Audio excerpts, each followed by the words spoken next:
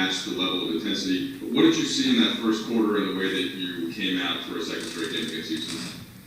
Yeah, well, we played some brilliant basketball, in stretches of both of the last two games, but in particular the first quarter tonight, really the first half tonight. I thought we had a great offensive motor, running the floor, crashing the boards, moving the basketball, good half-court pace, and our defense was really tight, with our execution and containment and all those types of things. So.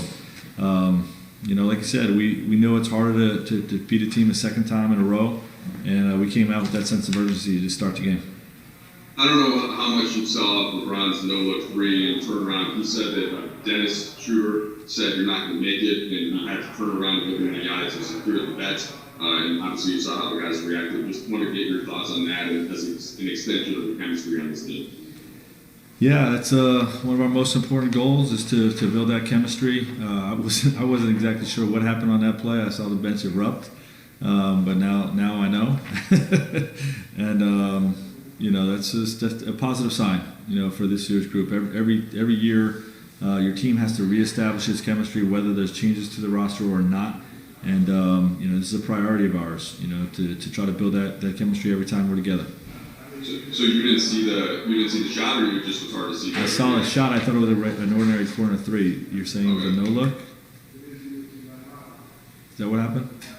Oh yeah. So he shot it, and then he immediately turned around while it was about halfway, kind of like a Steph Curry three, right? Okay. And he turned around and looked at Dennis. Yeah. So you'll have to catch the. I understand. You'll be able to find the video. Well, I did call my bench out for bringing better energy to start this trip, and last game it was great. Tonight was great as well. Yeah. So you get credit for that shot, right, essentially. Of course. Every time you win, the coach gets all the credit. Don't you guys know this yet? That's how, well, we give the credit, so you're right. I wanted to ask you a little bit about the defensive activity tonight. Obviously, the blocks and steals are measured. Deflections are a number you guys keep internally. It seemed like you guys were on every pass tonight. I'm sure defensively that made you pretty happy.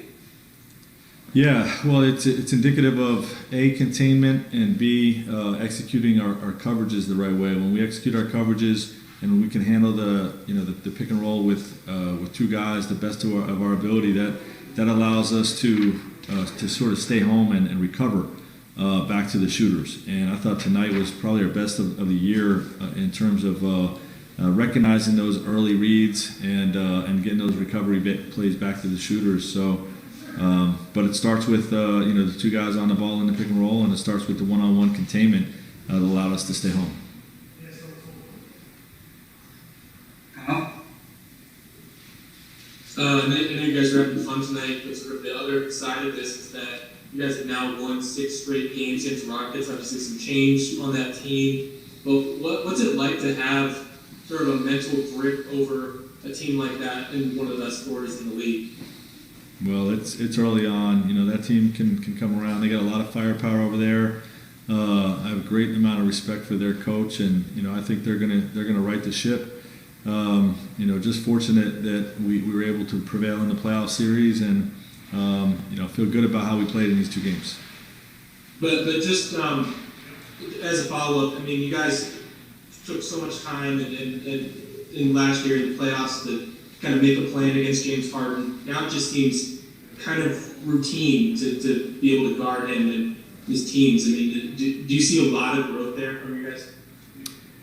I actually think it's really different what happened in the playoffs versus what we did in these 2 games. We stayed in base coverage for the most part in these 2 games, and I think they got a lot of new teammates, and they're just trying to feel each other out and learn each other. But what we do have this year is we have a lot of guys on the perimeter that can just flat out guard, and you can play more single coverage in those types of situations. And credit our guys for really manning up one-on-one and minimizing how much we have to double team and bring help. More, Dave?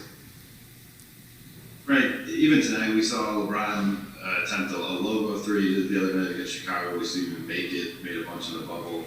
The turnaround 3. How much leeway is there for, I guess, non-textbook basketball for someone with the abilities of LeBron when you're coaching him? Well, we're encouraging him to beat defenses over the top.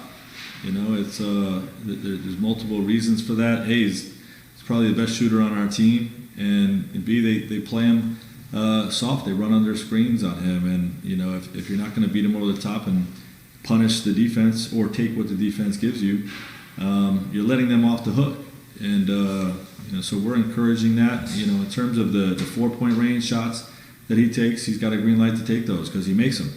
You know, and you know, obviously, you know, we want him touching the paint as much as possible, but you have to take what the defense gives you. And you know, we shoot those at a high clip. He's got the green light. Melissa?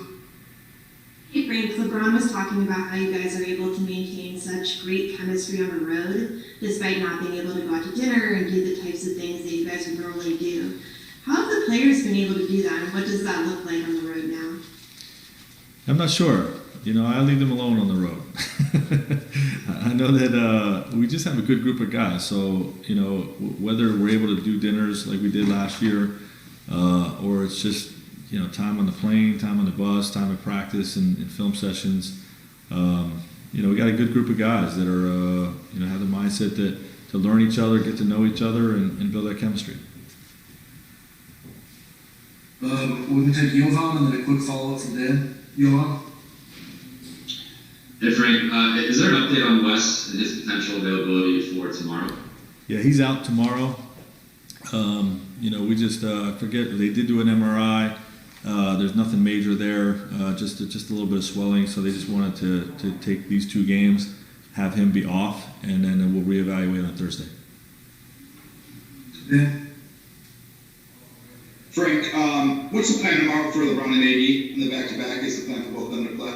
Well, AD jammed his toe tonight, so he will be listed as questionable. X-rays were negative, you know, so no major concern there. But you know, he'll be listed as questionable. We'll see how he feels tomorrow. And the plan right now is for LeBron to play. You know, our guys want to play these back-to-backs, you know, unless there's a reason not to from an injury standpoint. And you know, so the plan right now is for both of them to play if they're available.